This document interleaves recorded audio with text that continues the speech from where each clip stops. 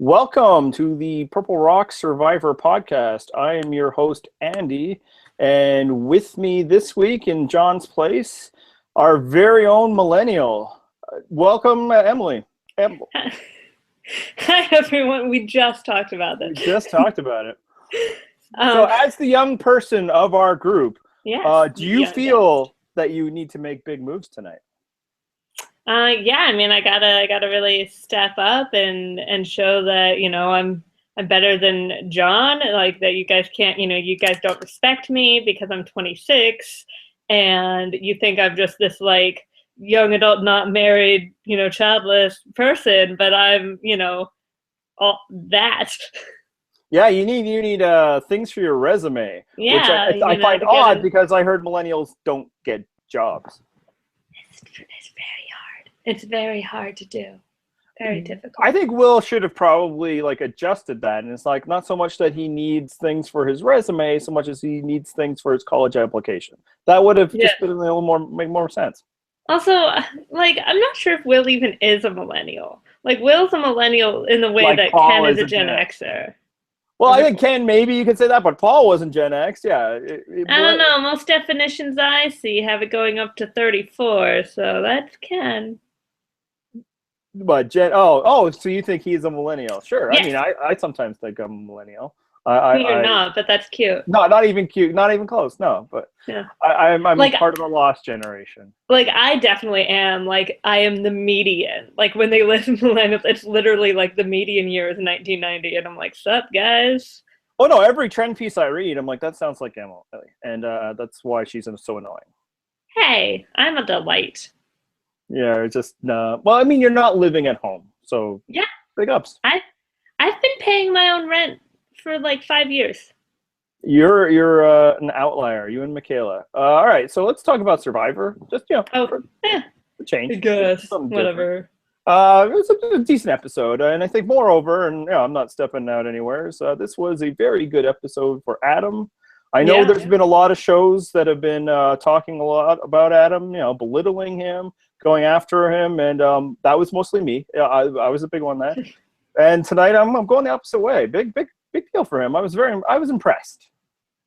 Yeah, I mean, I didn't do a lot of tweeting last night, but I did say man, what an episode for Adam.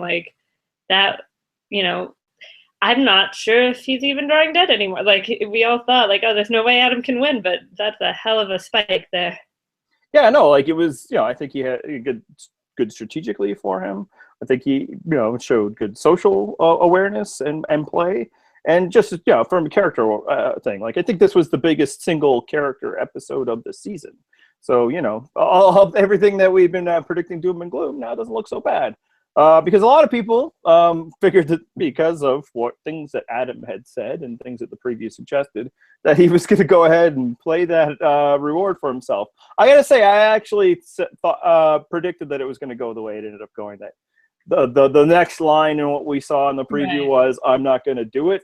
I didn't do that on this podcast, but did in comments. So that was good. But let's just kind of break down all of these different things. I think the best starting point is at the reward. Actually, let's start just because that's where I think we all remembered that he's a nice guy going through incredibly difficult stuff. How tough was this family visit compared to others? Yeah, I mean, I was I remember, Cambodia, that seemed oh my gosh, that's so emotional when Val tells Jeremy they're having a boy. And it was, but in a very different way. It was brutal. Especially, and we didn't know, but even just, the camera just keeps cutting to him with every person. And there's so many people, I know how many people are in the game, but family visits are usually much earlier along, that when they announced Will's mom, I'm like, wait, there's still more? There's another person? But it seemed designed just, and I don't, and I'm not suggesting that it was, but just to twist the knife for the poor guy, because you get Jay talking about the things they went through with his mom. You get Hannah talking about her mom beating cancer. Yeah, I mean, they cut to him there, and it's subtle because he's already crying, but you do see just this little shift where he breaks down a little more, and I'm just no. Yeah, I just want to give the poor guy a big hug. Yeah, and then Yeah. Will gets his mommy there, and yeah, no, I mean, just yeah. It was almost all parents, like because all the married people all got voted out Yeah. except for Sunday, with just like most recently too, because Chris and Jessica would have had their spouses, and we've got parents, we've got siblings. You don't see siblings that often. Yeah, no, it would have been actually even more. The only way it could have been tougher is if like Sunday's kid would have come, Right. And then they're like, "She's our hero for beating cancer," and it's just like, oh God, I forgot about that for Sunday too. Yeah, so and honestly, Poor Adam. obviously, he's suffering and he's crying, but frankly, I think he still kind of reined it in more than I necessarily expected. He was able to at least get through it. And then that brings us to what he did with the advantage. He finally did something all right with that thing. Yeah. What do you think? What do you think that was, calculated gamer move, or do you think that was genuine human a moment? I think, I think he realized that it would be a terrible idea, but also, given his circumstances, might have been willing to do it anyway. But also, whether it was beforehand or just seeing other people, seeing the human emotion that other people were having, this was like, that's not going to be a good call. Like, hopefully someone will take me, Yeah. Yeah, and people are like, oh, maybe he just did it to get people to take him. I mean, maybe he had that thought going in, but, maybe I'm not as cynical as, people in our comment group and people on the internet. I think it was genuine. I think, he was genuinely wanted not people to not worry about that. He understood the gravity of the situation. And, I think it was received genuinely too. I don't think people are then, because a lot of times you don't do the nice thing on Survivor because, no good deed ever goes unpunished on the show. I think people there recognized that, okay, good, because I think they were probably worried about it, frankly. Mm-hmm. And I don't think they went back to camp thinking, oh, look at him trying to curry favor. Actually, some people were wondering, like, oh, if Jay hadn't brought him, do you think Adam would have used the reward? No, for one. No, you don't do it after you announce you're not going to. Yeah, and also, like, frankly, like, I think Adam probably thought he already missed the boat. Like, he was like the third person picked. So no, give the guy his moment. He did a good thing here, and in a very difficult situation. Yeah, and then he managed to find something else to do with the advantage. Yeah, we could. Yeah, it makes sense to talk about this next. What did you think of that move? I thought that was great. I thought even my mom, who was probably closer to being decided as a being a casual, although she's pretty in tune for a baby boomer, was like, yeah, the only good thing you can do with that advantage is not play it.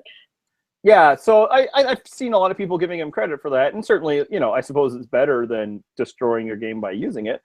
I actually think this was the move that he did wrong this whole episode. People aren't seeing it through. So I think people are giving him credit because it's like, oh, now the target's off of him.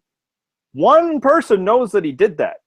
I don't think Jay's going around advertising that, hey, I have this reward now that Adam doesn't have it. I don't think Adam's going around telling people, hey, I just gave the most dangerous player in the game an advantage in this thing. And that's where I think it was a huge mistake. Apparently everyone's forgotten he's the most dangerous player in the game. I will say, I wasn't thinking like, oh, he has the target off. That was one thing I was thinking, is that it sucks because people are going to still think you have it. But on the other hand, like, I think there's a little bit of, who knows if it'll work, but Jay was close to Zeke.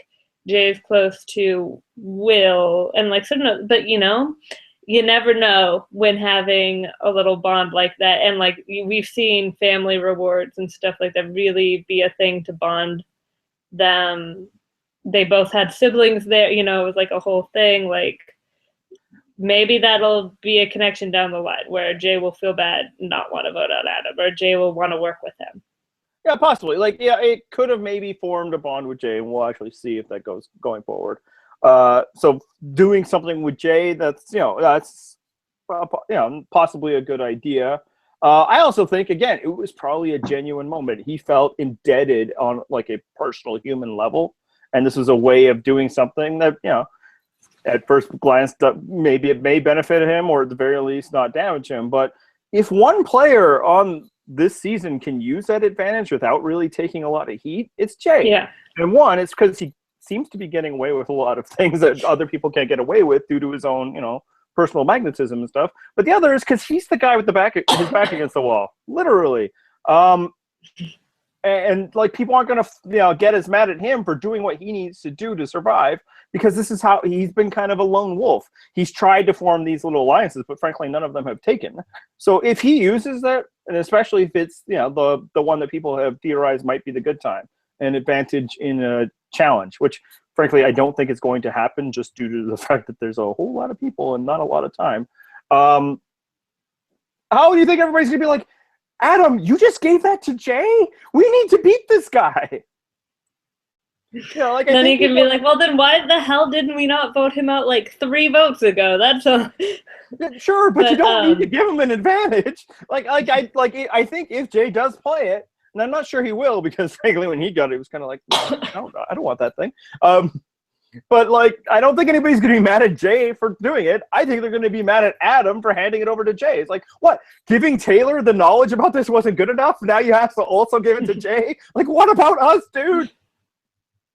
But yeah, and then in terms of the human moment of it all, though, I think there's also a lot to be said of how people, and it seemed like some people weren't aware of this because they're like, wow, I can't believe Jay didn't take him until 3rd, is sort of the same as like, wow, I can't believe Wentworth didn't pick Jeremy. It was like they're hiding this situation that they're dealing with. So everyone's seeing like Adam completely break down, but like he seems to be a fairly emotional guy. Like he cried when Jess got rocked out. So like maybe they're just like, oh, that's Adam. He's very he's very close to his family.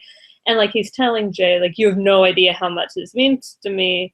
And like he doesn't. He literally has no idea, yes. Yeah. So like if that's so I can see that he just needed to express that in some tangible way to like demonstrate the gravity of the situation without actually blowing up his spot.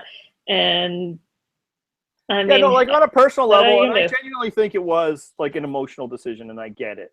But again, it's like if Jay plays it, people are gonna be like, "Oh, Adam, why are you so dumb? And why do you so badly want to hang out with Jay and Taylor?" Like, I don't. We just finally forgave you for that, and now you turned around and done this again. So no points on that. But I think the rest of the episode, very good. We get to tribal council, and everybody's vying for Will's attention and affection because he's the major power player in this game. And he's the one that highlights that Sunday is doing exactly what Will is being bothered by. Yeah, no, that was definitely good. I mean, I get Sunday I think has kids Will's age, so yeah, no, she thinks she's being encouraging, but like there's a reason why they don't respect you, Will, because they don't respect you. That's why it sounds like that. The reason why they're talking to you like you were a child is because you were a literal child. Yeah, and like I mean, he's even like, they're treating me like an 18-year-old high school student. I'm like, that's what you are. Like you are that. That is what you are. Now, obviously, there's some level of like but I'm a player in this game, and you need to respect that. The same way you don't treat the last person on the bottom of the ladder like they are, even though they literally are. So I get that, but I also understand why Sunday screwed up. And when Adam called it out, I kind of feel like Sunday was like, oh right, yeah.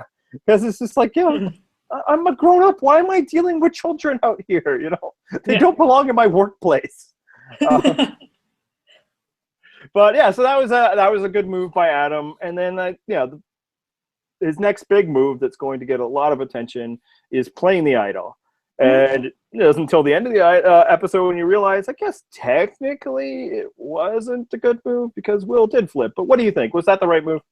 I think, usually it's better to play it than to, well, okay, twofold. If it was, if he didn't have immunity and the votes were on him, I think we'd say better to play it and be safe than not. So it's less so about like, so on the one hand, in terms of Will flipping or not, they really weren't sure whether he was or not. So you already lost someone due to chance last time, Yeah.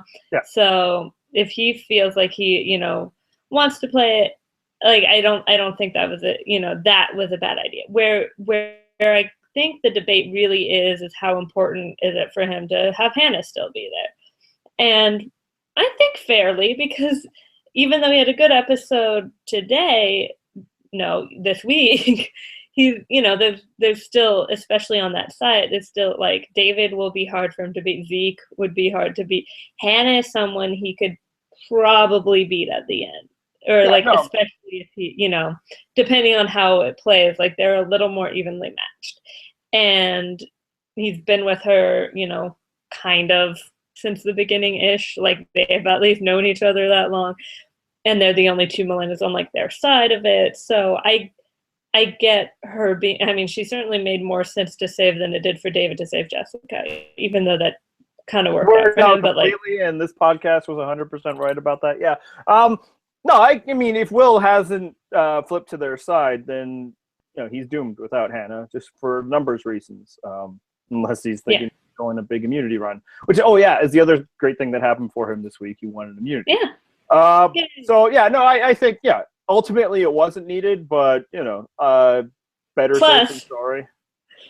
Plus, totally, Will's big move of flipping. Yep, meaningless. Yep, nobody's even going to remember that. They're all going to be like, hey, man, Adam, that was amazing. When you pulled that out of your sack and you were able to save us, we didn't even know. Tell us more about how you found that idol. And Will's just going to be like, but me. I like how Hannah was surprised when she literally saw him ran into him when he was finding the idol. Hey, he deflected her. She's like, how's it going on that idol hunt, buddy? But you never thought maybe he was successful in that. That didn't come up once. No. Look, okay. I understand not anticipating a lot of success for Adam if you've been out there for a while. That's fair. That's true. But no, I think I'm not going to fault him. I think it was the right move. It just the only way it's not is if Will really has assured you that he's on your side, and I don't know why you'd feel like you have that. I honestly am not 100% sure that Will went into that tribal council deciding that he was going to vote with them.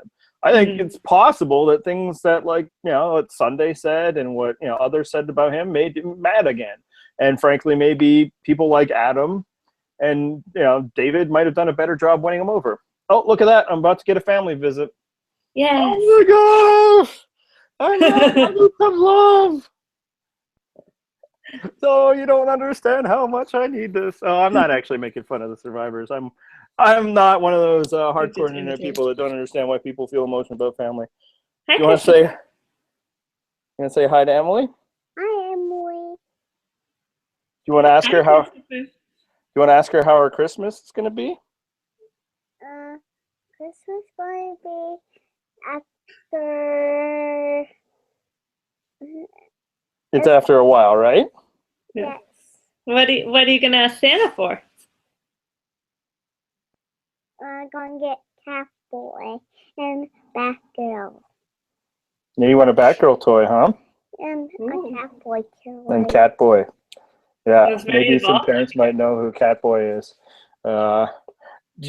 Your dress is Iron Man tonight? Do you want to shoot a repulsor beam? We've been practicing that since he was about 1.5. We got it down, right? Oh. Remember at Disneyland when you were Iron Man? Very serious flying. So what do you think, buddy? Do you think Adam did the right thing last night? Yeah, I think so, right? Yeah. I mean, your daddy thinks so, so it must be true. Wait, so do you know that where Emily lives, they don't even have snow? Did we have snow? Yeah, it snowed last night, didn't it? All right. Do you want to say goodnight? Good night. Good night. Don't focus. Sleep well.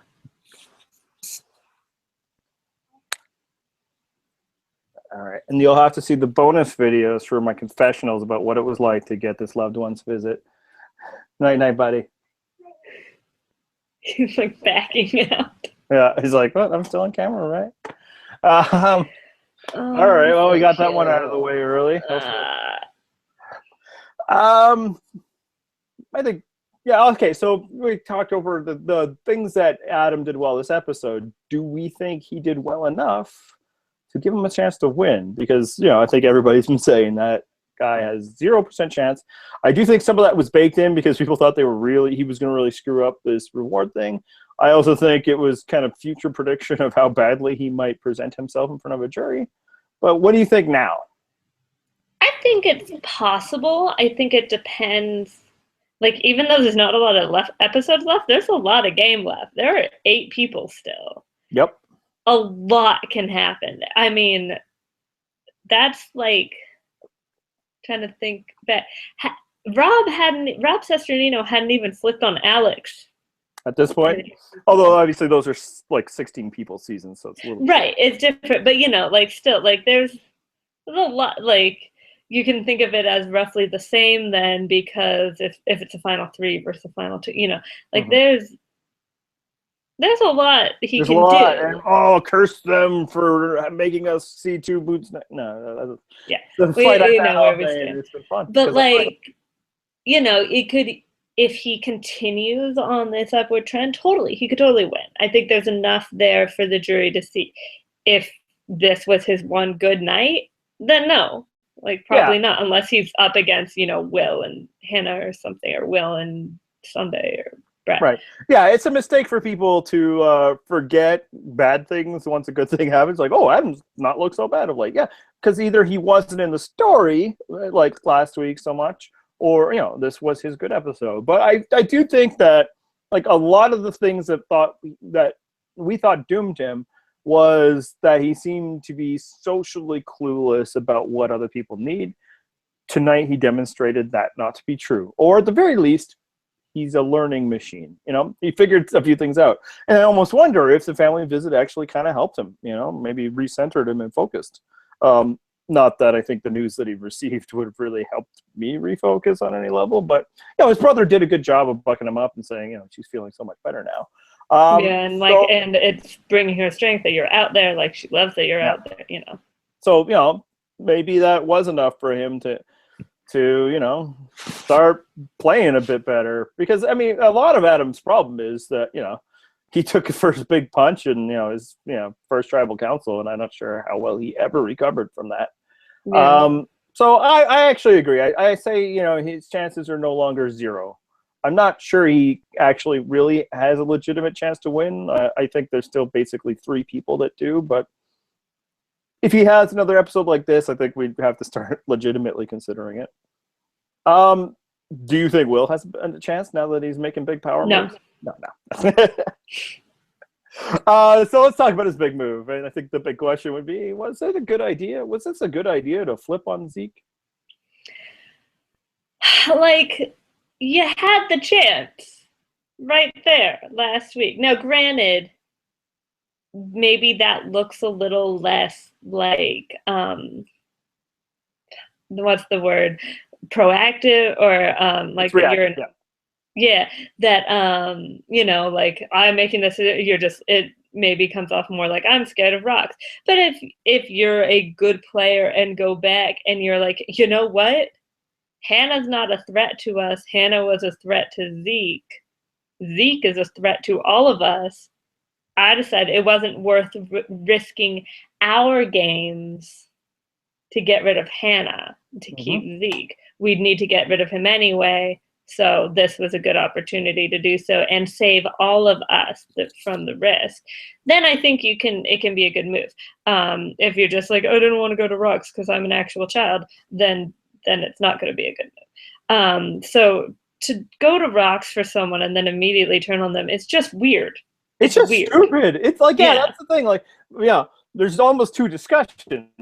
You could maybe argue into knots, like, oh, it's take out you got the move on your resume, or I'm obviously a huge proponent of, if you have a shot at a power player, you take it.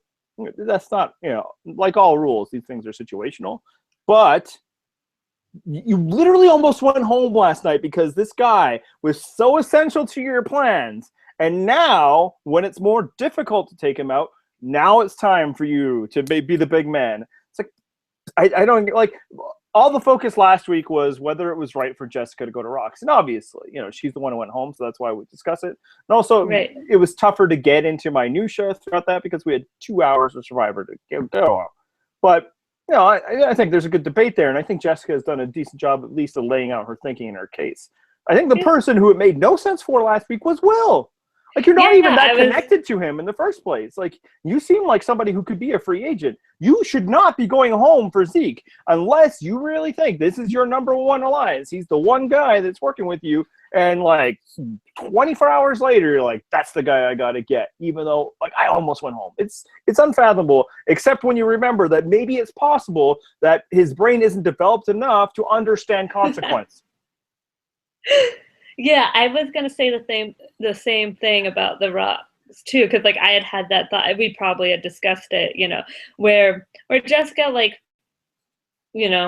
results based. Okay, obviously it was terrible because you went home, but like I think her rationale kind of made sense, and also like Ken and David and Adam, apparently, we didn't really realize how close they were like her ride or dies. Like, okay, Hannah, she wasn't that close to, but it was the other three that she's so tight with, and Hannah was a part of that, kind of. Whereas for Will, yeah, like, maybe he knows Brett and Sunday from Icabula, and, like, Jay is his bro, but, like, Jay had immunity, Yep. like, what do you care about Zeke? Why do you care? It's dumb. It was so, nah. He should not have pulled Rocks. That was like, idiotic. the only way you should care is, like, yeah, these are the people. I have the relationship with Brett and Sunday. I know Will from back, or Zeke from the Millennials, and Jay. If it's not us five, it's not going to happen for me. If that's your case, okay, fine. Go for Rocks. Try to, play to win instead of, playing not to lose. But then clearly that's that wasn't your case. true. And then you stick with that, and then you get rid of Zeke at 5 or at least 7. Christ. Like, if he believes that he needs these 5 and he'll never be able to flip to the other side, then why the very next day are you like, hey, let me try and flip to the other side? I don't really need those guys. Like, and yeah, all I can think of, and people when they think it's reductive or whatever, but I literally think it's because he's an 18-year-old boy, and he needs to feel like he's a big man, and he doesn't understand. Wow, amazing! A young person is dangerously compulsive and wants to feed their fragile masculinity, so people think highly of him. Like, there's no strategic argument that makes any sense. For me, this is only personal. This is only the raging hormones of a young guy who saw himself left out of the conversation. I legitimately think that at least for me, what makes most sense is he woke up that morning, saw himself being left out, realized nobody cares about me. I just went to Rocks for this guy, and they still don't think I'm important. Watch how important I can be. And they probably just know, teenagers need more sleep than other people do. They sleep in more naturally. So they wanted to have a meeting, and it was only 8 o'clock. He's got another 4 hours to sleep. Absolutely. But yeah, so like, was it a good? No, it was a stupid idea. Like, even like, I'm not somebody who's like, oh, people are so dumb playing big moves. Because like, I've noticed in the past few years, that's not exactly true. And people don't punish you for big moves anymore. I'm not sure why everybody kind of like missed that over the past few seasons. But, I suppose if you make a huge, podcast series, you got to stick to that. But this was not one. Because frankly, still, nobody going to give you credit, child. I'm sorry. And also, I love how he kept presenting it like, I need something from a resume. We don't care about your resume. We don't. Yeah, like, especially, like, after Ken sold him out, and he's like, and he's defending himself to the people he's, was considering betraying. You're like, well, I need a big move. How am I going to win at the end if I don't make a big move and vote you out, Zeke? Zeke, they don't give a shit about your big move. They want to win too, bro. Like, what are you, why... Yeah. Did that mean anything to them? You don't talk about you're building your resume to the people you're with. They don't want you to build a resume. Yeah, when you're talking to other people, it's about shared goals. This is why it's good for us. When you're talking to us, you can talk about why it's good for you. You want to backtrack to somebody Zeke? else, you can talk to about why it's good for them. Like, you want to, backtrack to Zeke because Ken sold you out, be like, I saw you guys talking, and I got paranoid. I thought maybe you were leaving me out. If that's not true, like, let me know. Yeah. And also, say Ken's a dirty liar, Yeah. But And then Ken would get so mad. so mad. But yeah, He's probably really sexy when he's mad. we'll see if he tweets another picture about it. But it's not honorable for him to be angry, and it wouldn't be a good role model for his daughter. No, like and okay. No, so, his daughter can be away for this. And frankly, yes. Are you my new mommy? Sure. But okay, so he decides to make his big move to get out the player that he risked his life to save. Where that's established as dumb. So he flips. It's pretty easy, until Ken screws it up. Why does he go back? Like, how do you, after deciding, what, that I'm so angry at this guy, but I still got to work with Ken. I just don't. I really don't know. Like, the only thing I can think of is, like you said about the tribal council, that because I think as a whole, the David contingent was better at that. But I thought Jay did the best job, like, of saying anything, because Jay is his bro. Like, he has been with him, and like, that's the thing. It's not even turning on Zeke. It's like, turning on Jay. Like, what are you doing, man? That's your guy. Yeah, he turned on the only people he had relationships with to flip to people he doesn't, one of whom like pissed him off and sold him out. Now, the one argument I legitimately think it's because of what Sunday and some other people said at that tribal council. I don't know if we need to really parcel out long-term thinking for this kid, but maybe he figures I've already been exposed to selling this group out, and they're going to be pissed at me. Maybe this other group will still be grateful, and they can rein Ken in. Which maybe they would have been if you had made it more clear that that's what you were going to do, and they didn't have to waste an idol. Yep. Now they're not going to feel that good about your flip. Oh, wow, cool, thanks. Well, sure would have been nice if you'd fucking told us that. Yeah, and it turns out we don't need you at all, so bravo. And, as the preview show us, I think he's ready to flip back. And I haven't watched it, but apparently the secret scene is him talking about a big plan to swing back and forth, taking out power players. If you wanted to do that, not drawing a rock would have been an amazing way to do it. Right. You could have taken Zeke out right then and then worked on getting rid of David, but no. And also, I feel like, okay, yeah, if you did that and you take out David, eventually, if you swing back and forth enough, eventually you're the power player. And then they'll respect him. He needs to be respected. Then they take out you. I am not an 18-year-old high school student. Today, yeah. I'm a man. Like it's like how Jeremy needed to keep physical threats and shields around, because if you start saying let's target the physical threats, eventually they run out and you're the physical threat. So sure, maybe you get to enjoy being the 18-year-old power player, and then you get to enjoy Ponderosa and not drinking alcohol. I know, which but personally we love to enjoy. I know stuff. It's like I need to be on a season with an 18-year-old, so they make sure they actually give us pop, which is what we call it in Canada. Yeah. So let's talk about Ken, and not just how you would talk to him for more than 5 minutes if that's what it took. That test of loyalty. I know you. Yeah, look, you would.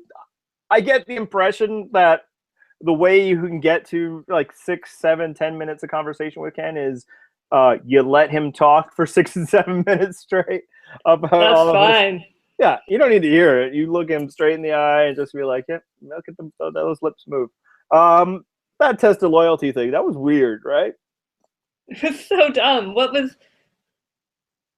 I think he just got spooked that they said his name, which is weird. Like, because it has somehow been the only, like, except for, I guess, when they voted out Figgy, like, it's the only time he's really ever heard his name, which is insane if you look at the dude.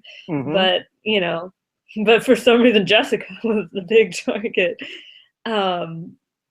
Yeah, you'd think you see that trio, Ken, David, and Jessica, and be like, who are they going to get rid of?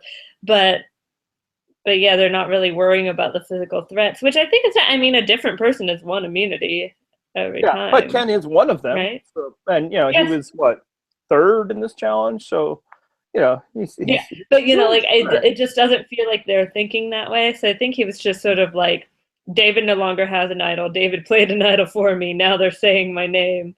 Like, but like, dude, but he's giving you that information. That is the test of loyalty. Yeah, he passed.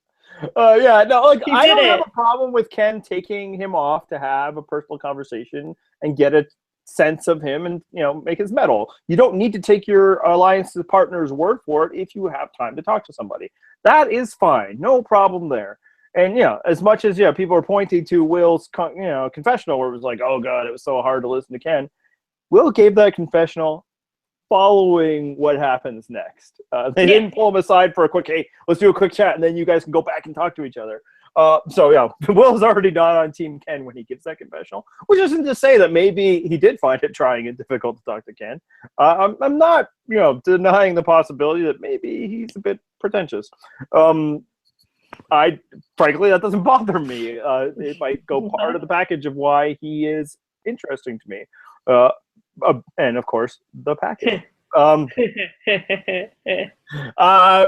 so I don't have a problem with him doing that. Obviously, it's wrapped in Ken speak about loyalty, and I don't jump into bed with people right away. Which I mean, tragedy. Yeah, but at the same time, clearly he jumps into bed with people who aren't just long-term relationships. So we have evidence. Not that there's anything wrong with that. Allegedly, that was, I forget where he was even talking about it, but it was a long-time friend. Yes. So long-time friend. There's also who then didn't know how to get in touch with him for 4 years. Look, maybe my theory, I do have a theory, is that it was a goodbye party before he went to go to Hawaii and live off the grid. And then, old friend, oh, nothing ever happened, nothing happened, then he's gone, and then she's like, wait. Yeah, like he doesn't have. He's probably not checking email. Yeah, he wasn't on Foursquare. So what are you gonna do? That was an old callback. Remember that was a thing for like a hot minute. I never had it, but it was a thing in college. Yeah, so it was just so ridiculous. But I gotta say, as stupid as it was for him to blow up the spot of the one person who was saving their necks for inexplicable reasons. It's hilarious that he calls Jay over and he has Will there and Zeke's there and he just walks right off. Also, it worked. It worked. And I think you're 100% right. I don't think it's not a strategy or I'm gonna you really get to the bottom of this, because I think you see it on his face. He's finding this conversation. He's talking to Will. Giving him his Ken philosophy. Feeling probably pretty good about schooling the young man, and then as soon as Will's like, "Oh, they're coming after you," you almost see him like, and then almost like he stops listening at that point, and he walks off like must do something. He has the incredible subtle of Jay, let's go move some driftwood right now. Like it was this clear panic of, oh my god, I'm going home. Like I was on autopilot doing my own thing and fishing and cooking because I thought Dave was going home, which I wasn't happy about. But as soon as it was him, it was like, oh no, whatever I need to do, I will set fire to everything here if I need to, and that's kind of what he did. Yeah, like God, at least give it like 20 minutes before you go get Jay, and have him be like, oh. You're also the fisher person. Let's go fishing. Maybe that's a little more believable if they're the only two who do it. That's right back. Jay was going even Will was like, "What, dude?" Yeah, bro. It's like, what the hell? What do you need to talk to him about? I don't get it. So yeah, this whole time we've been thinking, Ken is a contender to win, and frankly, I still do. I think there's I don't think he's the lead contender in any sense, but is he also possibly the GOAT? I mean, I think people maybe overuse GOAT a bit in that, like, oh, this person can beat them at the finals, so they're a GOAT. Not every loser is a GOAT. Yeah, Steven was Spencer not probably JT's wasn't a GOAT. Steven was not JT's GOAT. Even Becky was not Yule's GOAT. Becky was Yule's ally. Like, and Yule and Ozzy were just above. Like, they did not drag her to the end. That wasn't a thing. Philip is a goat. Natalie Tenorelli is a goat that anyone Kim plays with. Like, if Kim had chosen to bring Alicia and Christina instead, those would be goats.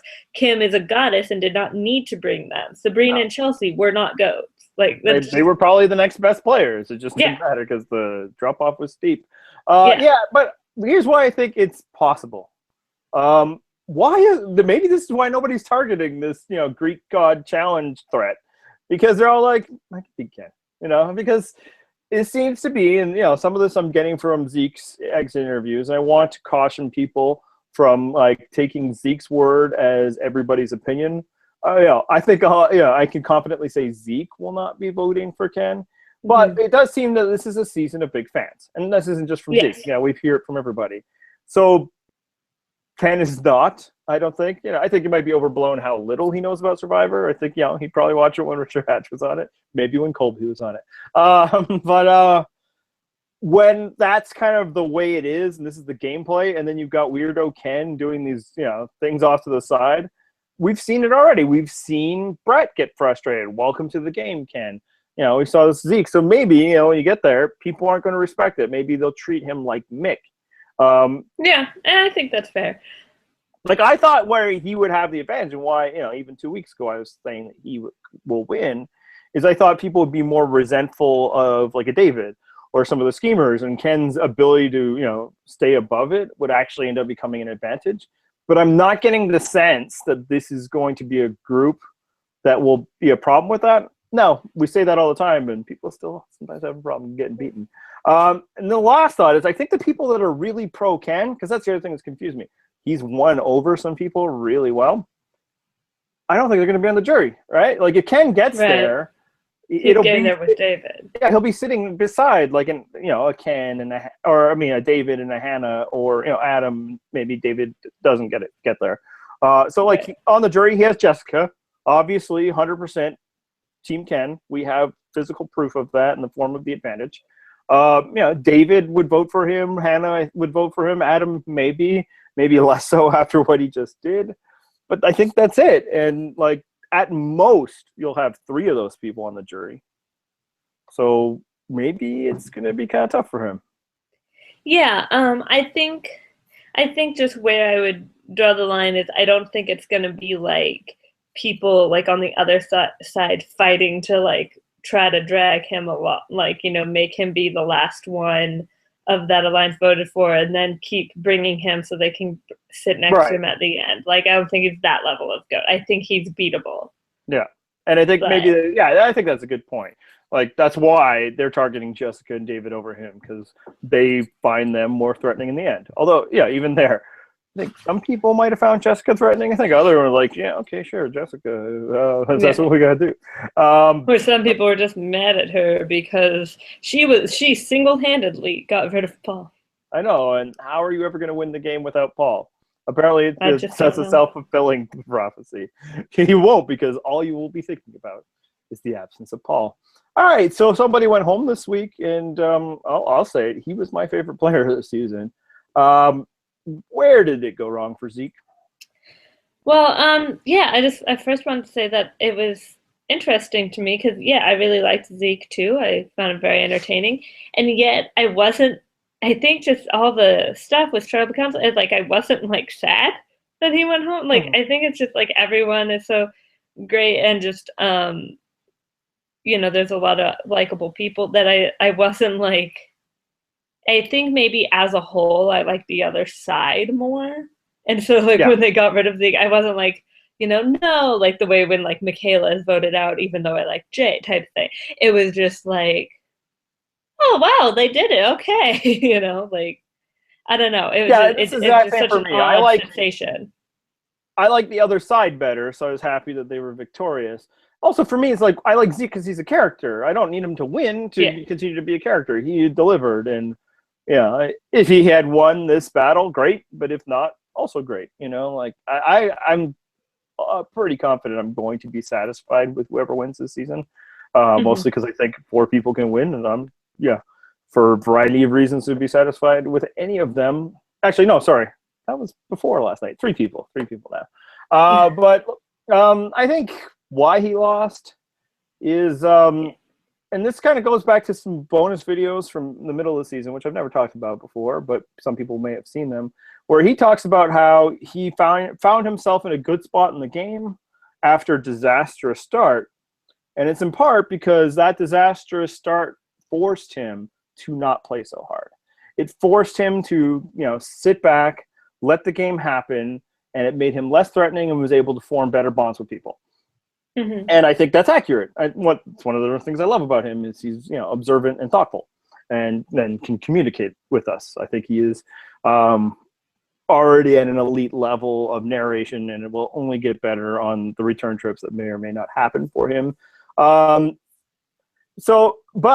I think he was itching to be the guy he wanted to always be. And that was the guy who was going to come in Survivor, play hard, show us all how smart and how great he was. And he jumped the gun. We talked about it last week. Yeah. He jumped the gun with David. And I think that's where it went wrong. Sorry.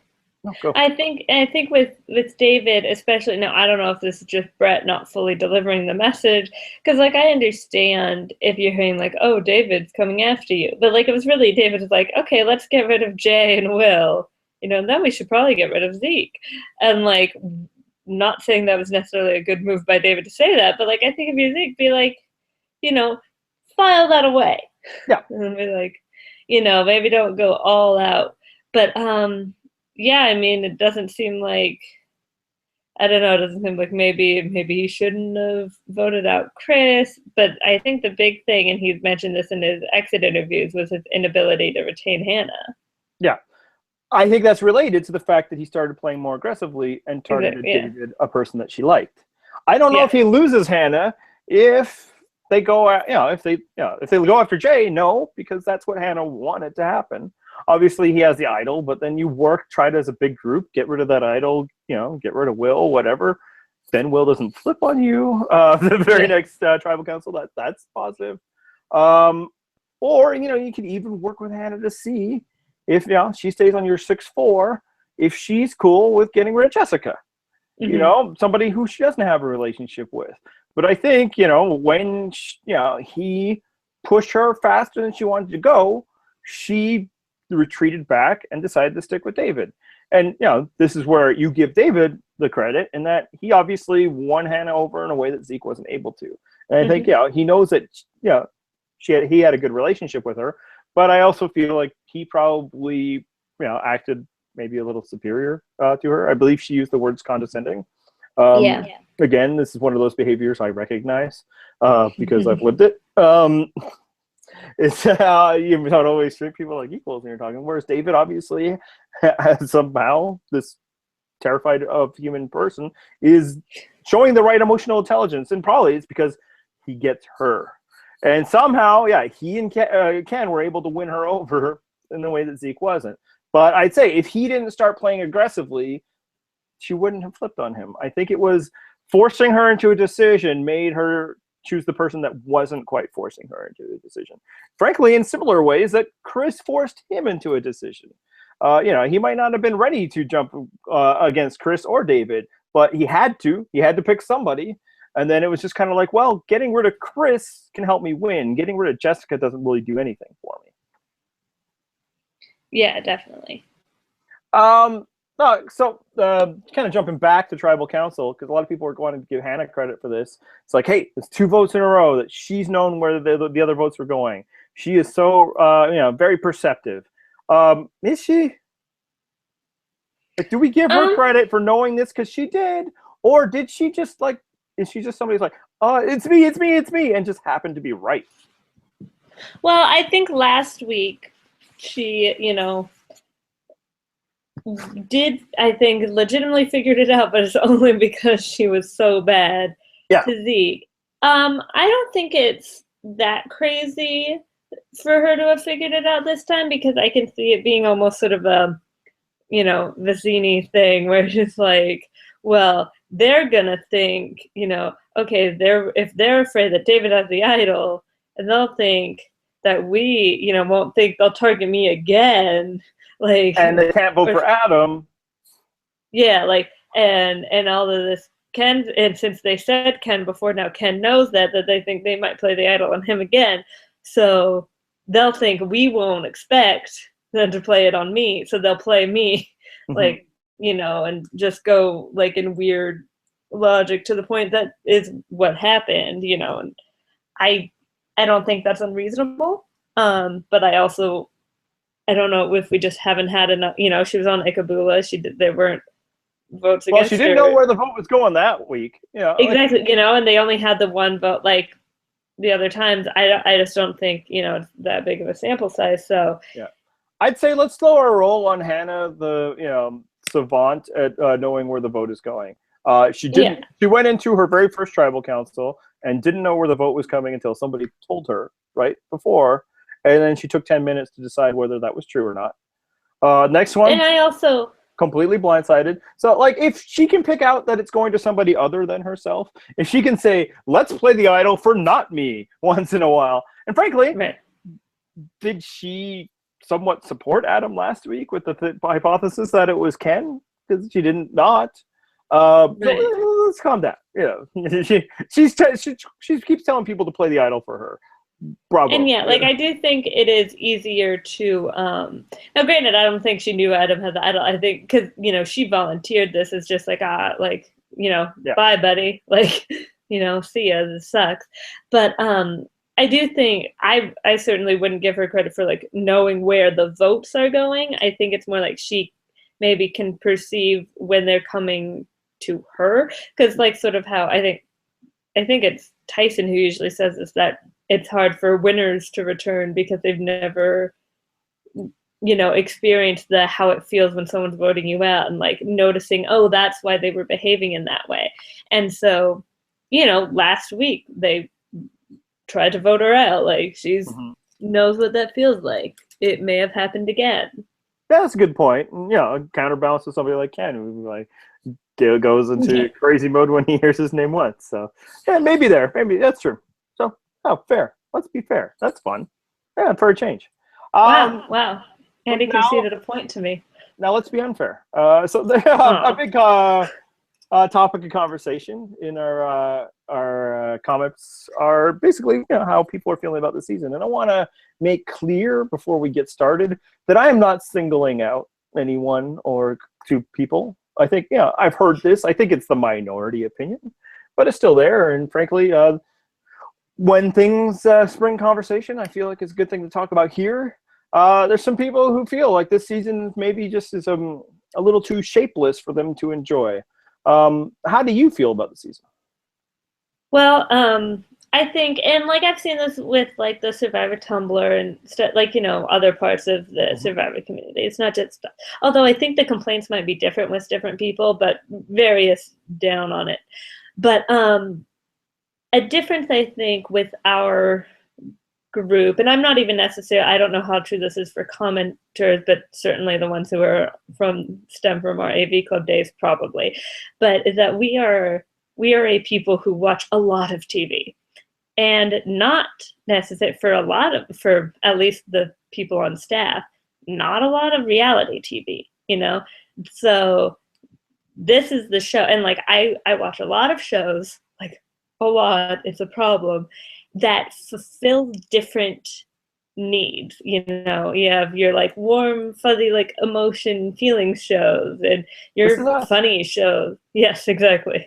That was for you. And your funny shows, and your like weird, quirky, still hour-long but not quite drama shows, and your actual drama show. And like some of them some of them are purely episodic. Some are like, say, like a New Girl or a Brooklyn Nine-Nine that has a story, but it's still, you could just hop in there, And anyway, and maybe you don't. And Survivor, for me, at least, is a completely different beast. It just needs to be fun. Like I just need it to be fun. And that's, I'm kind of set there. Like, it's like, I don't know, the narrative thing is just not, like, Sorry, I'm speaking very millennial California, lots of likes, and I know John gets mad at me for that. But Survivor, you guys have compared Survivor to sports in the past, and I think that is apt because like you can't control the narrative the way you can't compare Survivor to a written show because David Simon can sit and he can figure out how this season is going to go, or how the series is going to go, and Survivor's not going to do that. Like they only can do so much with the edit. They try to build a story. When they build too much of a story, then it's like, why is Michelle getting so many confessionals? She doesn't seem important at all. And then, or you get the flip side. Oh, Redemption Island sucks because it was obviously just a story of Rob, and I want to be an iconoclast. I'm going to pretend like I don't like Rob, even though everybody on the internet does that. That was for you, Goose. Or Caramel. It's all about Cochran, and they fixed the season just so that Cochran could win. Because he's that valuable property coming out of the South Pacific.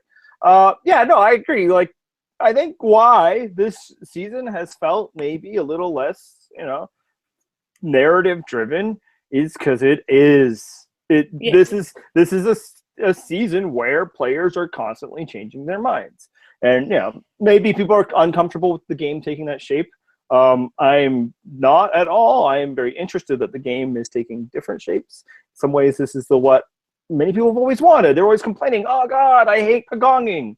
Well, congratulations, you don't have it, and it's bothering people that they can't get their hand on it. And I will say, there's a good chance the season isn't actually as narrative free as some people are. I think some people are in denial about what the narrative is, and maybe that's what's bothering them. Right. It's sort of, I don't know. It's sort of like Cagayan when everybody but you guys didn't think Tony was gonna win. It's like, what is going on with this season? I can't figure it out.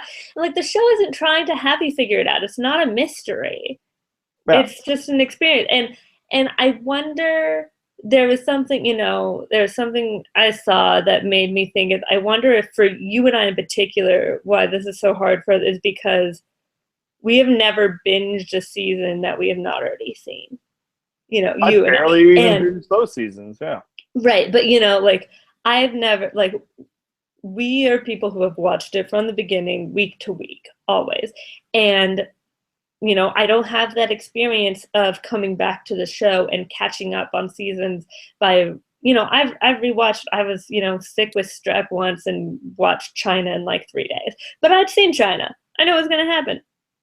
So, when you're watching it week to week, you're not, or maybe, sorry, if you've been watching it in a binge, the way maybe a Netflix show is now, where they don't have to kind of hold your hand the way you've just seen it. So if you're used to watching the show like that, and so you're kind of seeing the picture of the story come together quicker because you're seeing it all at once. Yeah, and the cover of the DVD tells you what the story is going to be. Yeah, maybe that makes watching it week to week feel more disjointed than it actually is.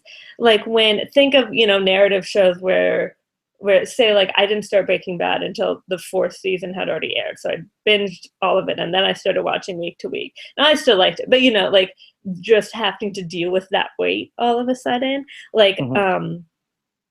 I guess I had friends who dealt with this for Lost. Lost was another show that I watched all the way from the beginning, so I just kind of accepted that that's what it was. But for people where you're actually getting the answers to the mysteries much quicker because you watched it all in 2 weeks, and then suddenly you have to wait, it makes it seem like it's worse than it actually is. I don't know if that made any sense. Well, and I think there actually is other TV shows like this where I've seen commenters complain about oh God, what's going on? And then they get to the season finale and everything kind of comes together. Right. Oh, okay, that's what they were doing. It's yeah, patience. Now again, if you're not enjoying this, and frankly, maybe you're even struggling to put your finger on why, you don't need to agree with us. This is a place where we're allowed for disagreement. Frankly, I don't know what I would rant about if people always agreed with me. I frankly prefer when they realize at the end that I was right all along. But I'll say I am loving this season. Yeah, and people I guess what really confuses is I like it week to week, but I'm not really into it. It's that's the point. If you're liking it Yeah. week to week, you're liking it. And I say the flip side is something like San Juan del Sur, which people keep saying, oh, it's not so bad on a rewatch or unless it's like, no, week to week watching it was terrible. That's why I don't like it. Because I remember how it felt to come on this show every week and talk about why they should they or should I not ask Probst for an extra bag of rice. And I'm someone who likes, I'm someone who likes San Juan del Sur more than you guys, but less than Reddit. And yeah, at the beginning, like I found it, mildly entertaining enough because I like Survivor. And then, more so than towards the end, I was like, oh wow, now this is exciting.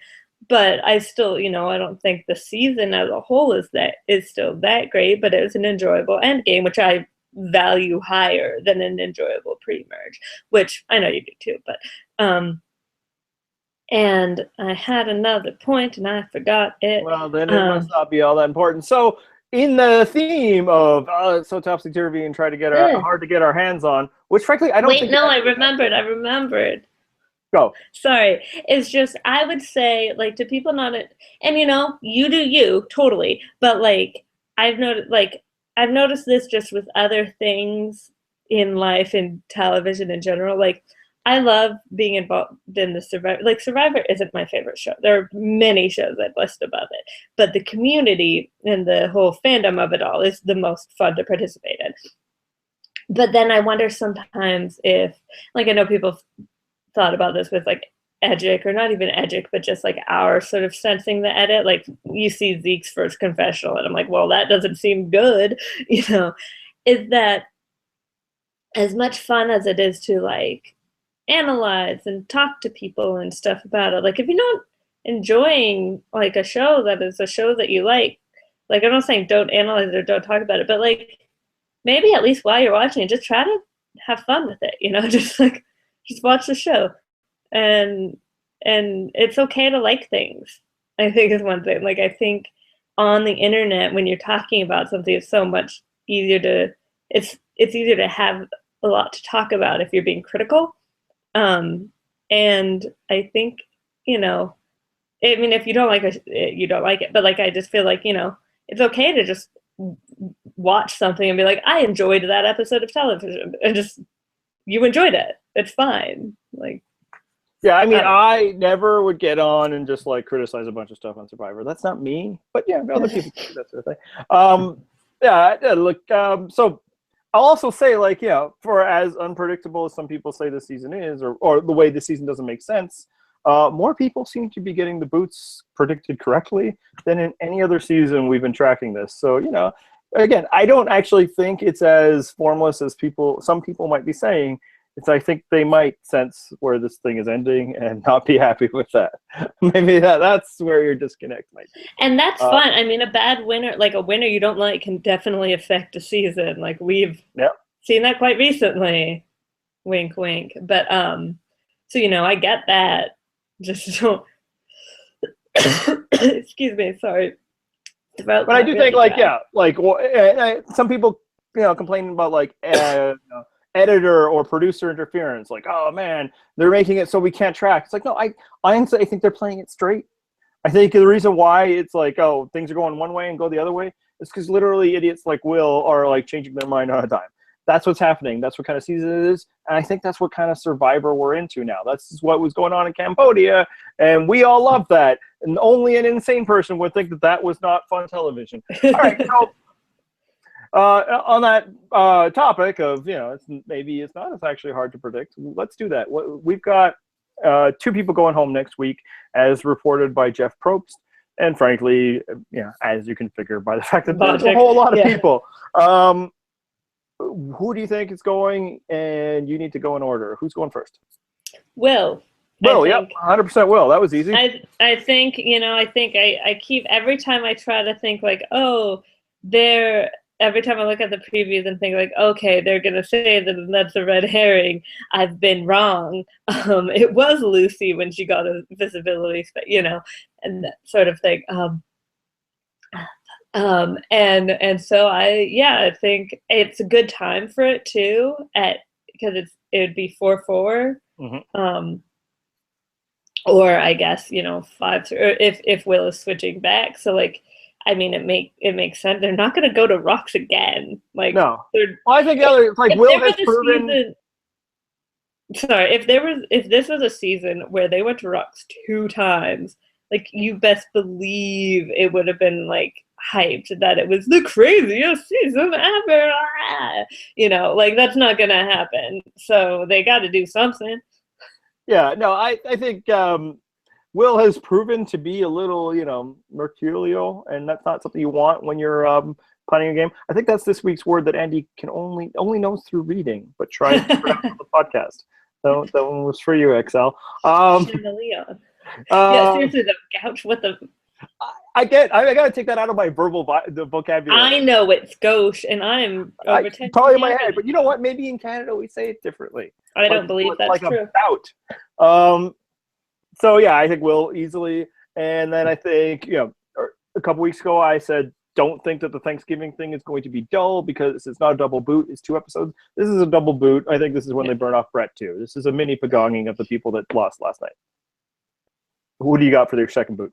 Brett was also my guess for the second one. So. And then everybody was complaining like, "Why double boots?" Like, okay, it actually wasn't very interesting. There you go. Okay, mailbag. Even though we're going long, whatever. It's not late for you. No. Although I apologize, I've been yawning a lot, but hopefully it's not cut on camera. And it also seems like you're choking on your own. Yeah, I don't know, something in my throat, man. It's just really dry all of a sudden. I'm sorry about that. All right, Mr. Burks Button asked, said that Andy argued that no survivor jury would award $1 million to a teenager. This back can go wrong with Julia. With Probst so excited about young players, although we have to see if he still is. Can you think of a winning strategy for the baby of a season? As the baby of this website, I'll let you answer first. Age a few years and be the baby at like 26 instead of 22. That would help. You would never have won this website at 18. I'll tell you that much. No. And yeah, because I mean, honestly, I don't think there's a lot you can do when you're that much younger. This was probably the best shot as like a generation-y thing where there are going to be a lot of young players, but he's still the youngest by, I don't think they even had a 21-year-old. I think like Figgy might have been the second youngest, and she was 23. Like, that's a big difference. Yeah, like how old's Hannah? Maybe Hannah's 24. Yeah. Hannah's 24. Adam's 25. Zeke was 28. Jay, I think, is 25 or 26. Yeah, there's that huge gap, and I think you're getting there. What needs to happen is there needs to be a lot of young people, so that your youngness isn't so drastic. And nor that they need to be on the jury. My whole point is a jury isn't going to give $1 million, but if they're young, then maybe they're not thinking like, oh, this dumbass young kid, I want to give them $1 million. They're like, hey. And you need them not to know that you're so young. Now, Will had no choice in that matter. Probst blew up his spot on like the first mat, right, when he announced the range. And frankly, because you can't be like, who's gonna own up to it, and people know that it's out there. It's like, as you say, he's like 5 years younger than everybody. Like, it's obviously that dude.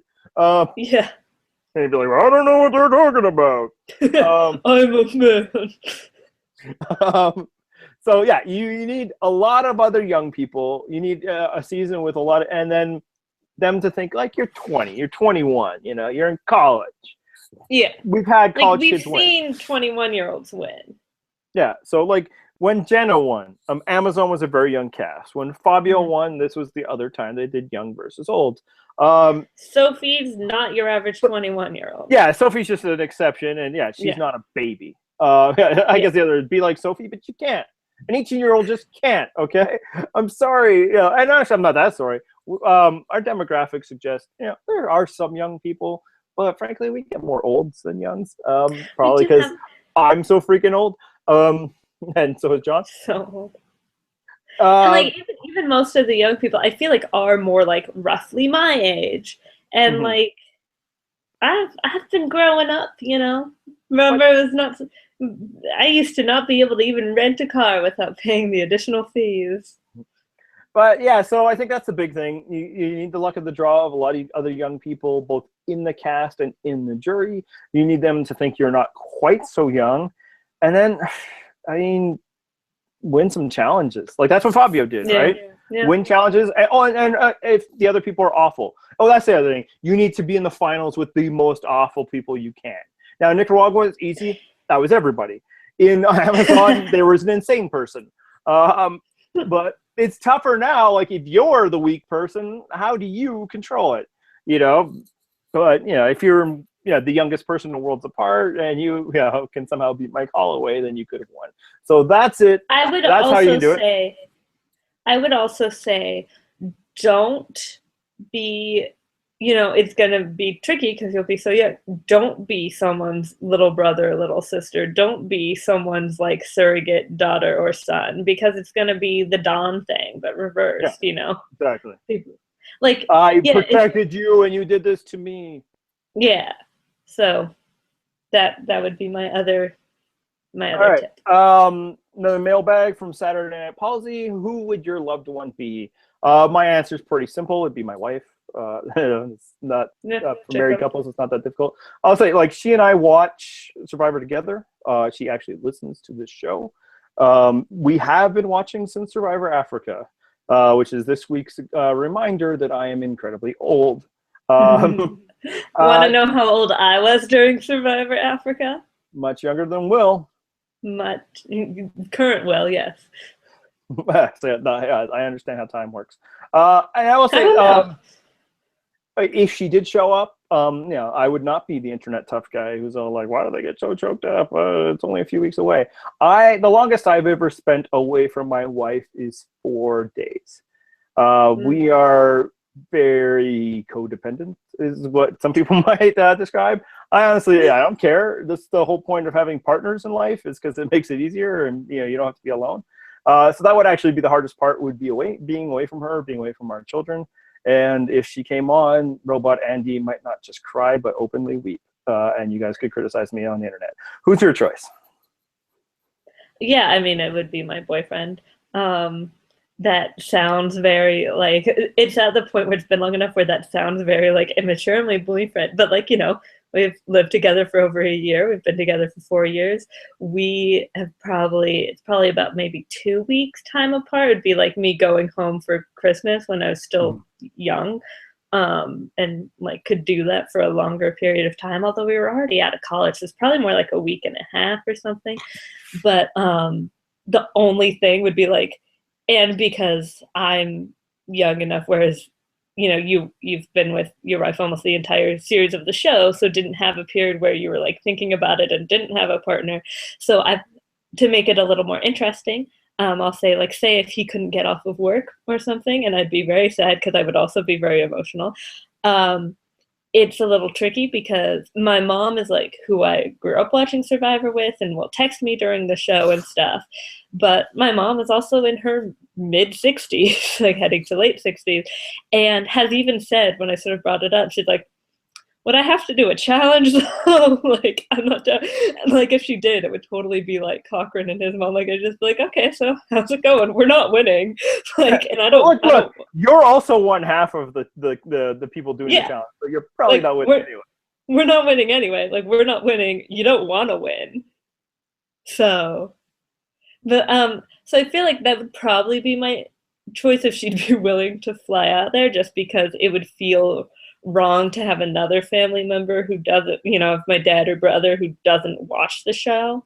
When I was younger and wasn't thinking about the fact that you don't really want to win, I would have thought, my brother's more likely to win a challenge than she is. Right. There you go.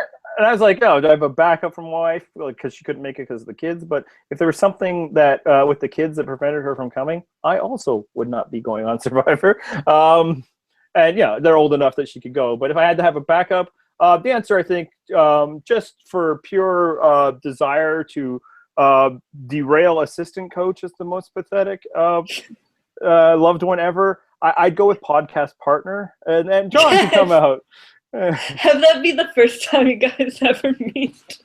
Yeah. That would be amazing. I kept running out, and I'd have to squint for a second. And oh, hey, guy.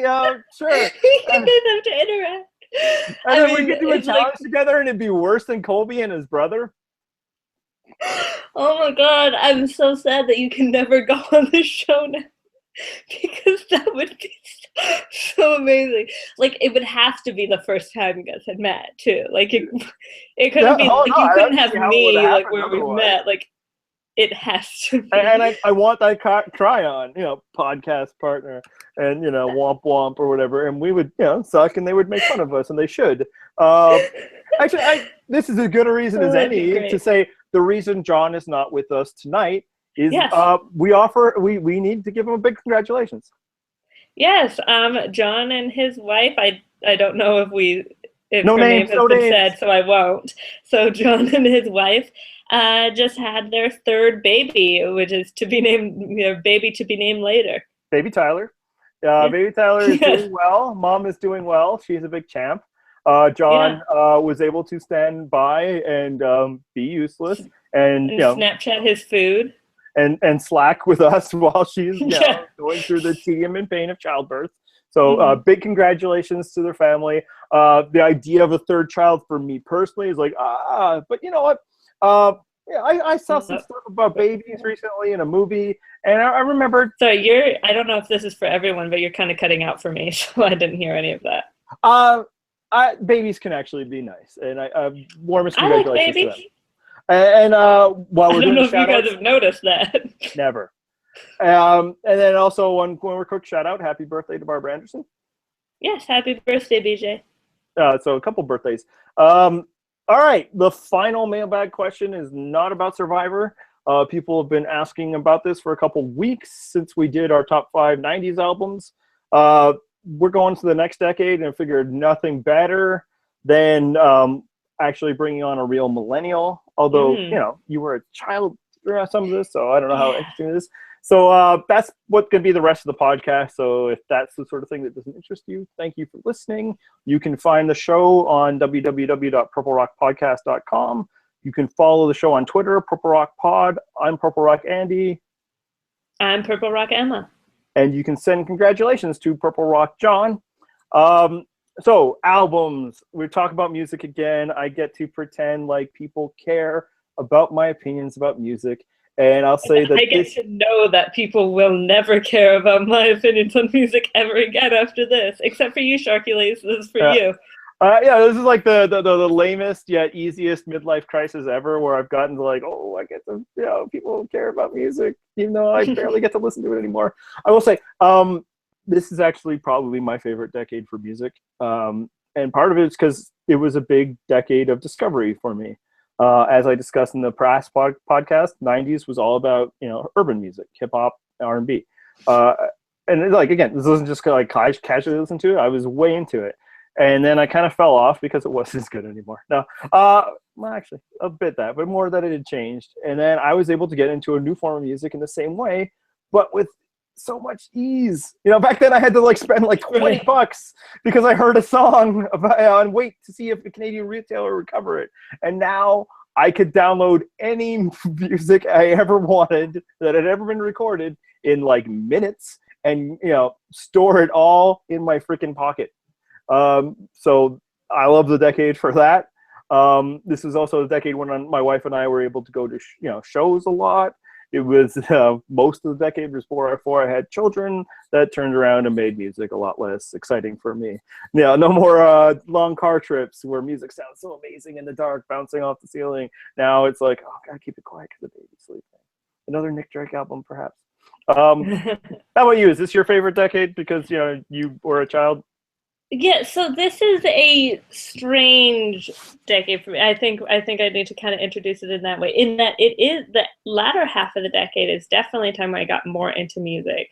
But I think, and this is not a like, LOL, I'm so young thing. I think context is actually important to know that 2000 to 2009, I was 10 to 19. So this is like a weird age range to be covering here. Yeah, that's younger than I was for the 90s. Yeah, like, because I was born at the beginning of the decade, so any decade thing is going to be like a weird, it's going to be an entire age range, And, like, now, like, I feel like this decade, I've really sort of started to get more into different genres. In the 90s, even though I was very much a literal child, so a lot of it was like that, you know, I got really into Britney Spears and Christina Aguilera, but I also had a much older brother at home who had me listening to, you know, Dookie and Weezer and, you know, Tragic Kingdom and stuff like that. And so, and Nirvana when I got a little bit older. Like, so I was actually more exposed to different music when I was a kid than I was. He went off to college when I was in 5th grade. So then I would assign him songs to download for me, but otherwise was on my own for the beginning. So like middle school, with an exceptional mention as an honorable mention, like I wasn't buying a lot of CDs then. I wasn't really doing that because that was less of a thing. I wasn't as exposed. Like there were a few here and there, but it was like, you know, pop stuff. I was having the mixes I was having my brother make were just whatever was on the radio. Like it was literally whatever single was on the radio. That's what I do for my kids now.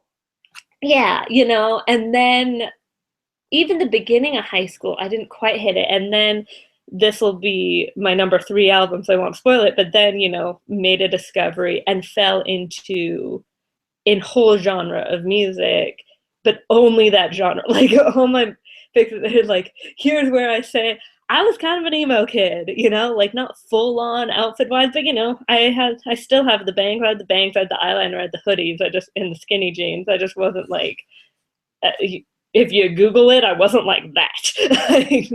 But you had the MySpace page, right? Actually, no, I never had MySpace. Me neither.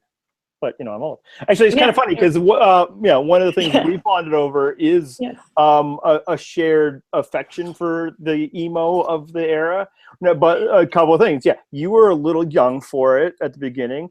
I was too old for it the entire time, and then there's only like a quick overlap right near the end because I had already stopped. Finally realized I'm too old. Right when you were probably getting in. So we probably only have like a sliver of a crossover, but at least you've heard of the stuff that I liked and I've heard of the stuff you liked. Right. And like, because the stuff that was probably you were getting into that was early, I didn't discover till later, you know, when the stuff that's a little more socially acceptable. Like I got into stuff that was a little later, a little poppier, a little more as evidenced by your attire currently. Yeah, see, this is my little Easter egg. This is a spoiler. We'll get into that more, I promise you.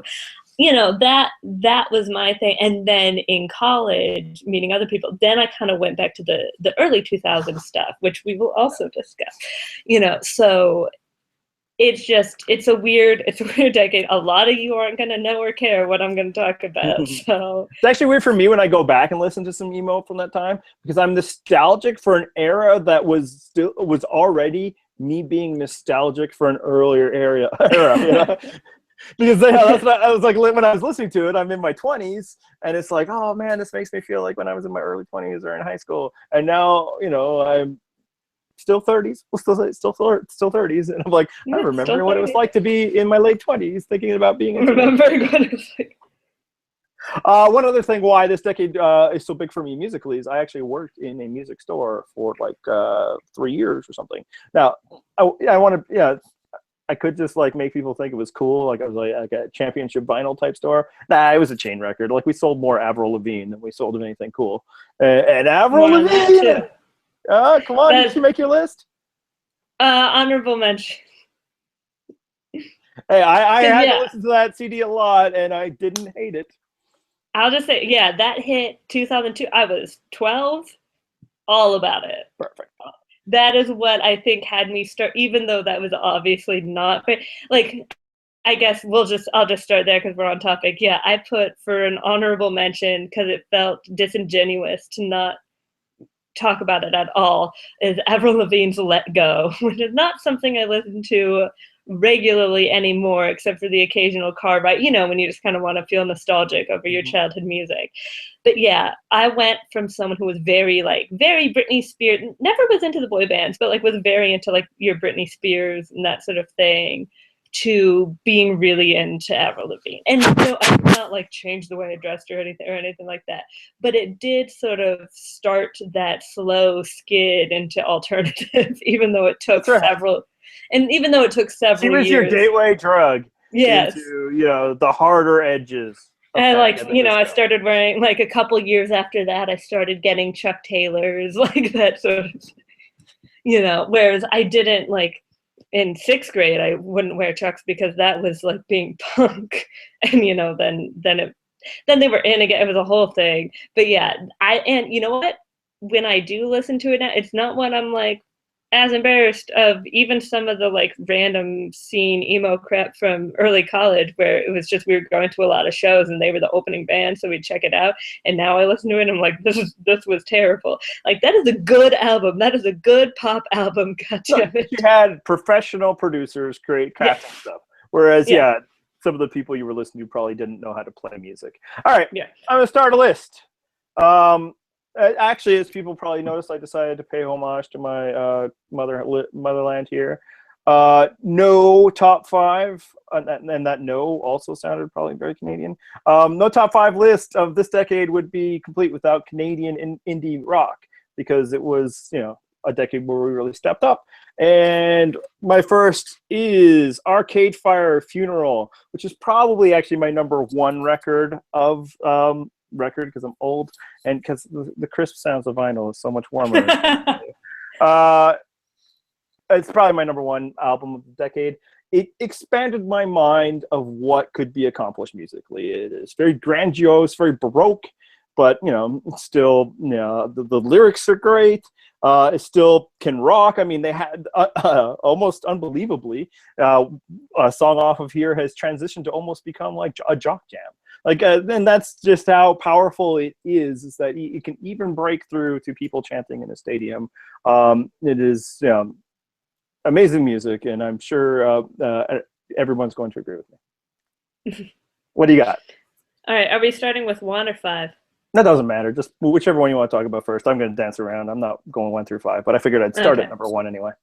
Okay, I'll start at my number 1, which might even be my number 1 album of all time, and that is Deja Entendu by Brand New. Brand New, one of my favorite bands of all time. Saw them, drove to Vegas just to see them recently, and those of you, if you know anything about me, Vegas is not a place I tend to go, but this is one where I think the album came out 2003. That is not when I discovered it. I got into, I went to college and I started college in 2008. The thing we all did then was like load up all our music, not all of our music, but any music we thought our friends would be interested in on flash drives and trade with each other. And so a friend of mine, she was much more into that sort of stuff, and so we had kind of bonded over shared interests that will be discussed later.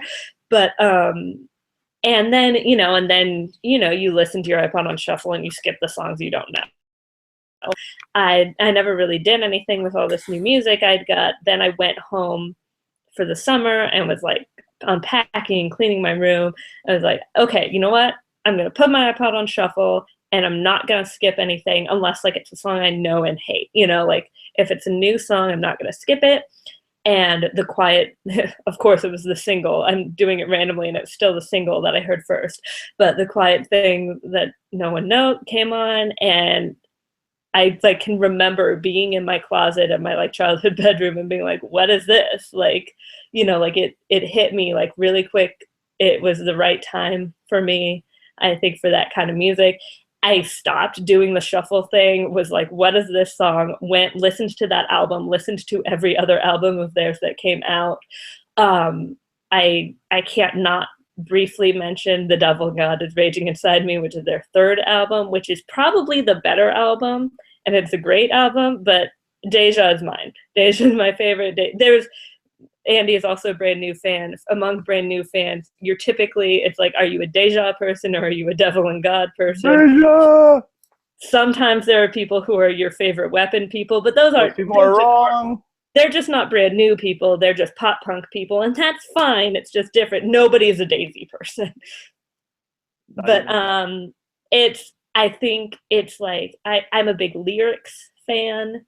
They have great lyrics. There's enough mix of like even though they have sort of screamo-y touches, there's also some songs that are more, not. It's one of the best songs, or on that album is one of the best songs about just like being on the road, which is usually really lame, but is like one of my favorite songs. It's just so well done, and the lyrics are so clever with it.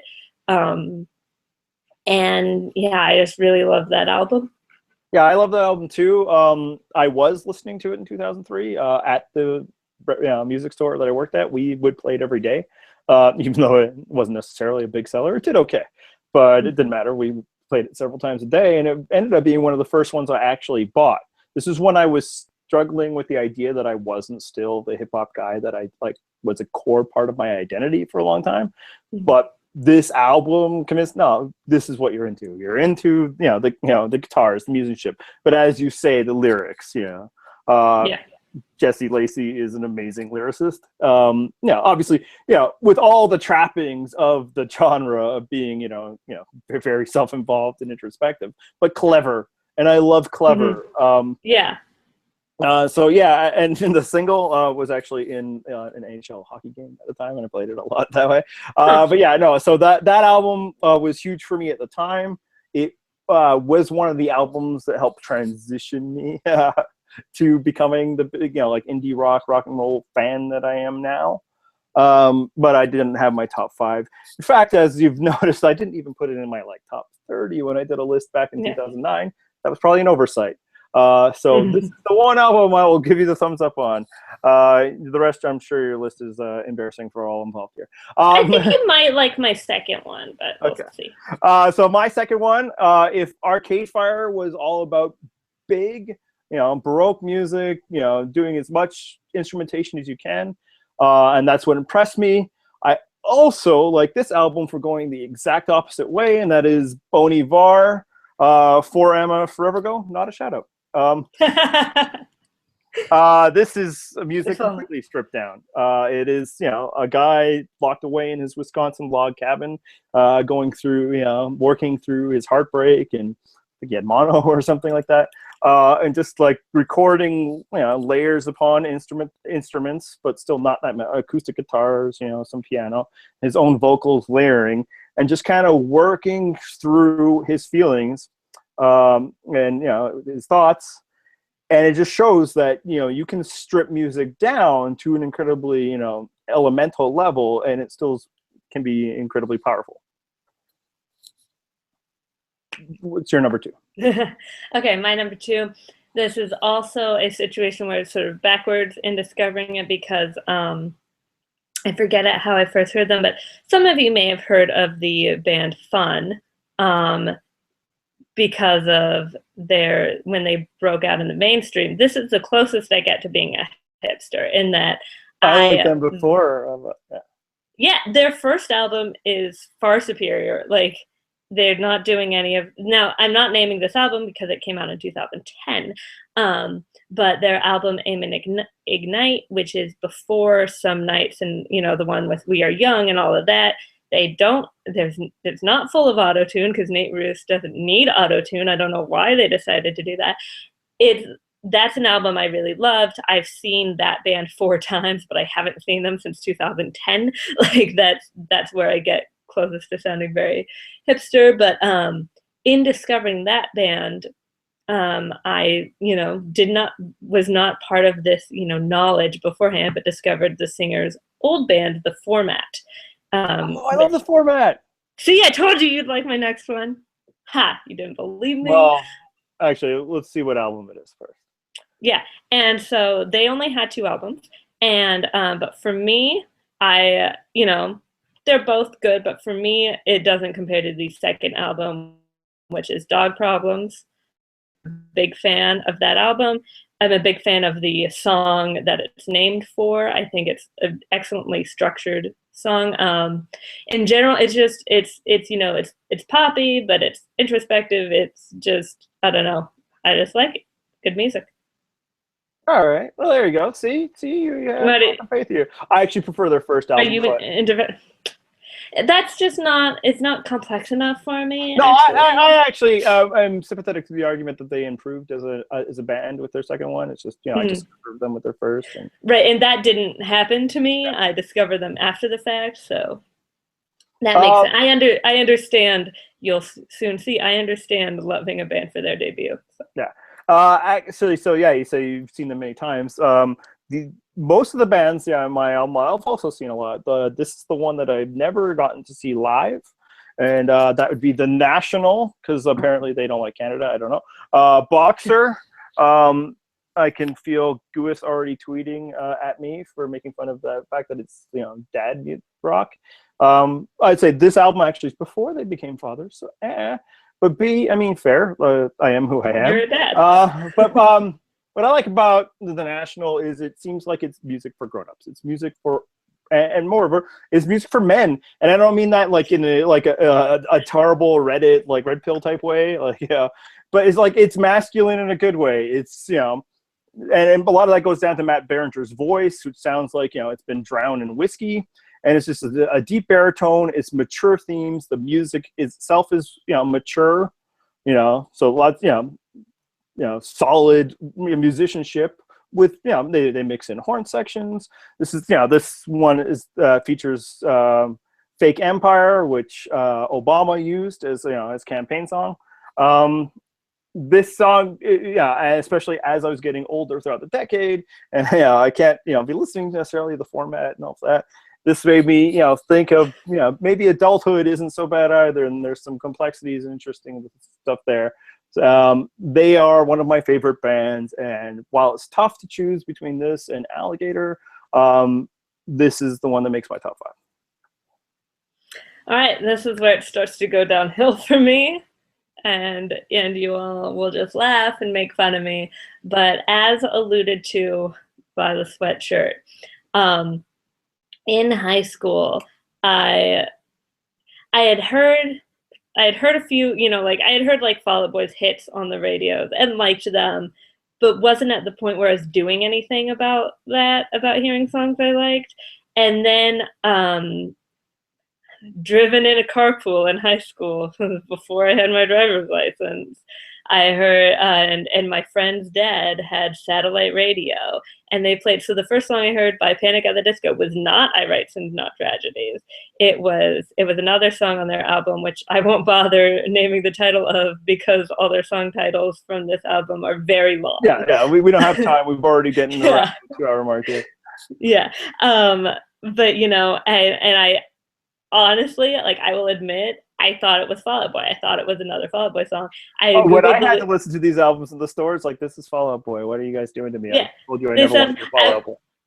I will say it's actually interesting to listen like later because their voices sound very similar and early on, and they kind of diverge. But anyway, not the point. And yeah, so I, Googled, I tried to download it on LimeWire, and I discovered it was Panic at the Disco.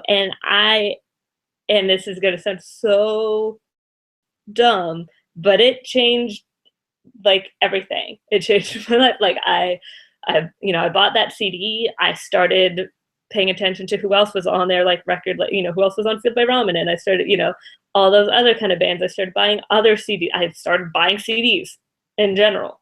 Started buying CDs because they had dropped to being only like $10 then. You wouldn't spend more than $10 on a CD in the late 2000s and mid to late 2000s, and got really into that. Became, a girl at my high school was sort of in my friend group, but like we weren't super close. Found out she also liked the band. She's now, one of 3 people from high school I still talk to.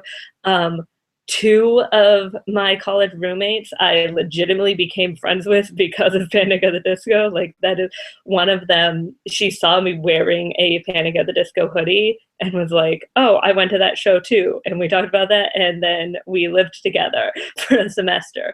So they have a bunch of albums. It's hard to say. They're one of the bands that stuck from that era for me. And I've seen them like a dozen times. Brendan Urie, huge crush still. That is a celebrity crush that's lasted 10 years.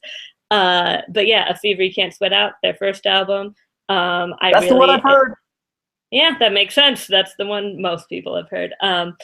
But yeah, at the time, at like 16, also the lyrics again being like sort of clever and weird, like they were really young. It's important. They were like 18 to 20 when they wrote that album. So like one of the songs is based on a Chuck Palahniuk novel, which is so funny, like as an adult now, but like at the time was like, oh wow, that's so cool.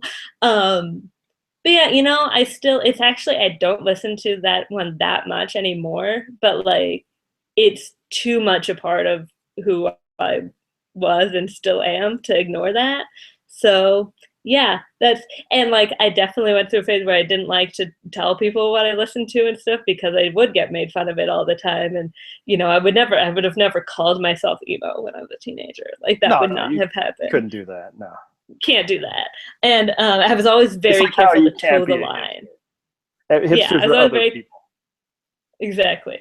And, now like just kind of being an adult, and because now these albums are all 10 years, it's like you feel like a lot of people are being like out in the open now about having been emo, being into that music. And so, yeah, now I'm like kind of done apologizing for it. And that's it. Phoebe can't spit out. All right, so yeah, the last one I chose because it was very, it was more adult. It made me feel better that, and growing as a man. This one's the flip side. This one actually made me, think more. It would help me reminisce about being young, and not in the way that the emo albums did. It's still, it's mature, but like a nostalgic feeling for the past, and that is Death Cab for Cuties, Transatlanticism. This just kind of, even now, kind of transports you back to, what it was like to be young. And I think, Death Cab has actually, evolved. At this point, they're not as interesting. But I think, there can be arguments to be made that some of their later albums were actually a little more, maybe even a little better. They were a better band at that point. But this one is the one I think that is the most earnest. Other than maybe their earlier stuff, which wasn't polished enough. This is the sweet spot, right, where they were good enough musicians, but not so old and into life that they can't just feel. And for somebody who often talks about being a robot, apparently in music, what I really like is feeling. And so. Yeah, so you listen to this one, and I was right there along with precocious 16-year-olds listening to 8 minutes long.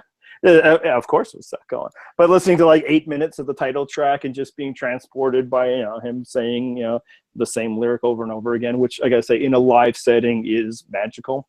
But yeah, even just stories of being in the back of a gray subcompact, like it captures the and is not afraid of being emotional about the journey one takes from young adulthood to the next phase. And I love it. I'll say Transatlanticism and Plans both made my short list actually, but I did, in trying to narrow this down, I was listening to albums at work and just trying to see what still kind of hit me, and thought like I like those. I love those albums a lot, but kind of felt adding it, I could sense that I was just kind of kidding myself and trying to seem a little less of a dweeb than I am. And actually, in my head just now, I made a last-minute substitution because I was going to have Fall Out Boy from Under the Cork Tree, which is their second studio album, but the big smash one with Sugar We're Going Down and all that. And I really enjoy that song, but there's just not much else to say about it. So I'm replacing it with Say Anything Is a Real Boy. It's ... is a real boy. I don't know whether or not I can include Was a Real Boy on this. So, but that's another one where I think I kind of got into a little late from that same friend who got me into Brand New, who has a brand new tattoo, by the way. She was into that. But it's just such a weird album. It's like it's still part of that sort of emo, like alternative rock thing, but it's both theatrical and raw. Just because of the nature of Max Bemis's voice and his sort of openness about his own sort of issues. I will also say, you mentioned this with the 90s thing, is I am an album person. I like when an album sort of has an art. There's actually something about A Fever You Can't Sweat Out I really like, is the first part of it. They have a lot of like electro sort of stuff along with their actual music, and then they have this like intermission song that sort of starts off, you know, EDM-ish, almost synthesizers and that sort of thing, and then it's like this whole piano piece, and the rest of the album almost sounds out of like a, you know, burlesque thing. Like it's like it's just like they fade into a different tune. Is a Real Boy is, it's not like it's telling a story or anything. It's not a concept album, but it just has this feeling of being an album. Any song where you know, he writes about his grandparents surviving the Holocaust and makes it an upbeat pop punk number, and I just find that very interesting and compelling, and I think it's just, you know, it's just a really interesting album. The sort of dichotomy of his like sort of raspy-ish, angry, raw voice with this weird like bombastic theatricality. Actually, bombastic theatricality would describe an album I almost had on my list. In fact, when I did this in 2009, I did. That's the Decemberists, Picaresque, another word I've never actually said out loud. Picaresquides? Anyway, I got nothing. Yeah, that's all about theatricality. It's literally an album about, you know, stage plays, and they're basically theater kids and nerds. And yeah, it's hipster as fuck, but I love it. But that doesn't make my list. Last time when we did the 90s list and everybody was leaving their comments, Alicia Swift made a good point that it's like, hey, you know, not a lot of women here. Yeah, absolutely, that's true. Good call. I'm not adding one now because of that, because this has always been in my top 5. That is Amy Mann's Bachelor number 2. She kind of got a lot of attention when she did the soundtrack for Magnolia to end the 90s. That's where, you know, I first noticed her. This album affected me quite a bit. It's about, you know, heartache and that sort of thing, but she does it from a detachment, almost with like a lot of the lyrics are ironic, a bit like she's, you know, a little cynicism attached, you know, like that, you know, almost in a 90s way, and which makes sense because she was an artist in the 90s. But she does so in a way with a sense of humor that shows that, you know, she's a little above it, or at least she recognizes some of the ridiculousness of the heartbreak, but also in a way where it shows that she probably recognizes that you know, veneer of cynicism that she applies to this isn't really doing her any favors. I think this might be a lot of these albums I've been noticing. It's like, okay, well, you've read a few critics lists. Like, I don't think I've, you know, made a big jump. No one's thinking that with my list. No. This might be the one that you didn't see on a lot of your decade end best lists, but you should have. And if you haven't checked, if you've heard the other ones or whatever, and this one you haven't, you should check it out. Especially, you know, if you're a little older. Maybe the young people will be like, oh, this is a little boring. You're wrong. So there you go, Amy Mann. So funny you mentioned the female thing, because that speaks to my next selection as well. So that's totally a plan. The ladies for the end. Hey, but yeah, and it is, and I was kind of cognizant of that when I was making my list too. But I think the problem is, as I said before, this decade for me was really focused on one genre. I think if you looked at, you know, what I cared about in the 90s and even this current decade, you'd see a lot more women. That's just not how this decade went for me with the alt scene. Weird. But yeah, so this one I've got Paramore. And I think if you're not familiar with Paramore, look at Hercules' Avatar. That's their lead singer. It's not him. I think, yeah, I know, it's shocking. I think people would probably expect the album I'm going to say is Riot, which is the one that had their smash hit Misery Business.